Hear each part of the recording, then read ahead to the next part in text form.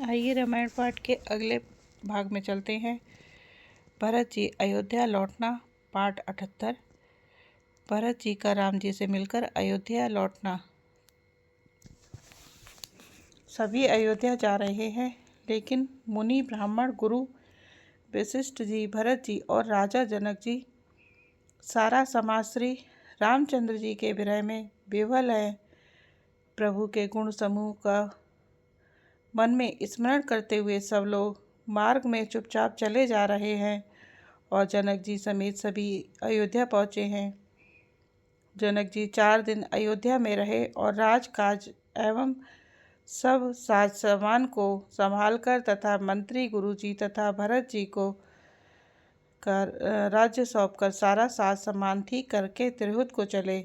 नगर के स्त्री पुरुष गुरुजी की शिक्षा मानकर श्री राम जी की राजधानी अयोध्या जी में सुखपूर्वक रहने लगे।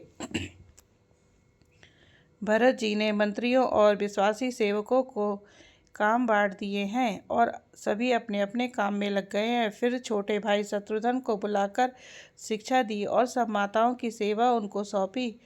ब्राह्मणों की सेवा की है और भरत जी ने फिर परिवार के लोगों को, नागरिकों को तथा अन्य प्रजा को बुलाकर उनका समाधान करके उनको सुखपूर्वक बसाया। फिर छोटे भाई शत्रुघ्न सहित वे गुरुजी के घर गए और दंडवत करके हाथ जोड़कर बोले, आज्ञा हो तो मैं नियम पूर्वक रहूं। गुरुदेव बोले, भरत कहो जो कहना है। तुम जो कुछ समझोगे, कहोगे और करोगे वही जगत में धर्म का सार होगा। भरत जी ने यह सुनकर और शिक्षा तथा बड़ा आशीर्वाद पाकर जोशियों को बुलाया और दिन अच्छा मुहूर्त साध कर प्रभु की चरण पादुकाओं को निर्विघ्नता पूर्वक सिंहासन पर विराजित कराया।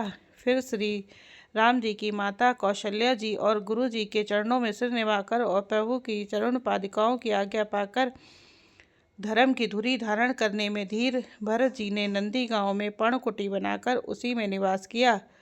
सिर पर जटाजूट और शरीर में मुनियों के वल्कल वस्त्र धारण कर पृथ्वी को खोद कर उसके अंदर कुश की आसनी बिछाई।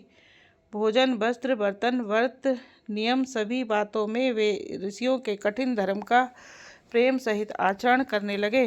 गहने, कपड़े और अनेक प्रकार के भोग सुखों का तन, मन और वचन से तृण तोड़कर प्रतिज्ञा करके त्याग दिया। भरत जी का शरीर दिनों दिन दुबला होता गया जाता है, लेकिन मुख की कांति अथवा शोभा वैसी ही बनी हुई है। वे नित्य प्रति प्रभु की पादुकाओं का पूजन करते हैं। हृदय में प्रेम समाता नहीं है। पादुकाओं से आज्ञा मांग मांग कर वे बहुत सब प्रकार से राजकाज करते हैं। शरीर पुलकित है, हृदय में श्री सीता राम जी हैं। जीव राम नाम जप रही है, नेत्रों में प्रेम का जल भरा है। लक्ष्मण जी और श्री राम जी और सीता जी तो वन में बसते हैं, परंतु भरत जी घर में ही में रहकर तप के द्वारा शरीर को कस रहे हैं। भरत जी का परम पवित्र आचरण, चरित्र मधुर, सुंदर और आनंद मंगलों को करने वाला है। कलयुग के कठिन पापों और कलेशों को हरने वाला है। भरत चरित करि नेमु तुलसी, जो सादर सुनहि। सिय राम पद पेमु आवसी, होई भव रस बिरती। जो कोई भरत जी के चरित्र को नियम से आदर पूर्वक सुनेंगे, उनको अवश्य श्री सीताराम जी के चरणों में प्रेम होगा और सांसारिक विषय रस से वैराग्य होगा।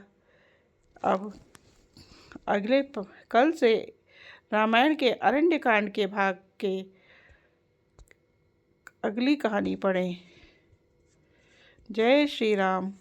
इसी के साथ ये रामायण पाठ भी संपन्न हुआ। अब हम अगले पाठ में आपसे फिर मिलेंगे और आप सब हमारे इस रामायण पाठ में इसी प्रकार बने रहें और ज़्यादा से ज़्यादा उत्साहवर्धन करके पुण्य के भागी बने। चैनल को लाइक, शेयर, सब्सक्राइब करें। जय श्री राम।